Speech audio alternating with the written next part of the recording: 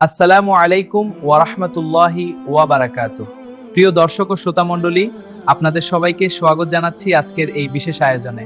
সাম্প্রতিক সময় ইরানের উপর যে যুদ্ধ এবং সংঘাতের পরিস্থিতি তৈরি হয়েছে, আর গভীরভাবে বিশ্লেষণ করলে একটি বিষয় খুব স্পষ্ট। এই যুদ্ধে ইরানের নিজস্ব কোনো আগ্রাসনের ফল নয়, বরং এটি তাদের উপর চাপিয়ে দেওয়া হয়েছে। বছরের পর বছর ধরে পশ্চিমা শক্তিগুলো এই অঞ্চলে যে অস্থিরতা তৈরি করে রেখেছে, আরই সর্বশেষ শিকার আজ ইরান। মধ্যপ্রাচ্যে মার্কিন সাম্রাজ্যবাদের বিস্তার এবং অবৈধ রাষ্ট্র ইসরায়েলের লাগাতার আগ্রাসনের বিরুদ্ধে হাতে গোনা যে কয়েকটি শক্তি সরাসরি প্রতিরোধ গড়ে তুলেছে, ইরান তাদের মধ্যে অন্যতম।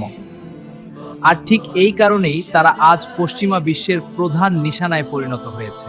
তাদের লক্ষ্য ইরানকে থামিয়ে দেওয়া, যাতে এই অঞ্চলে তাদের একাধিপত্য বজায় থাকে। এখন একটি বড় প্রশ্ন আসে, মুসলিম হিসেবে এই পরিস্থিতিতে আমাদের অবস্থান ঠিক কি হওয়া উচিত? আমরা জানি ইরান একটি শিয়া সংখ্যাগরিষ্ঠ রাষ্ট্র। তাদের আকীদা এবং বিশ্বাসগত নানা বিষয়ের সাথে আমাদের সুস্পষ্ট মতপার্থক্য রয়েছে।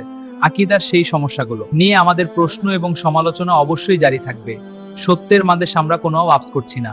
তবে বৃহত্তর ভূ রাজনৈতিক প্রেক্ষাপটে যখন লড়াইটা মার্কিন সাম্রাজ্যবাদ এবং ইসরায়েলের মতো দখলদার শক্তির বিরুদ্ধে, তখন বৃহত্তর মুসলিম উম্মাহার স্বার্থে আমাদের অবস্থান হবে ইরানের পক্ষে। জালিমের বিরুদ্ধে মাজলুমের লড়াইয়ে কিংবা সাম্রাজ্যবাদের বিরুদ্ধে প্রতিরোধের এই যুদ্ধে আমরা ইরানকে সমর্থন করি। আকীদাগত ভিন্নতা আমাদের বৃহত্তর শত্রুর বিরুদ্ধে এক হতে বাধা দিতে পারে না।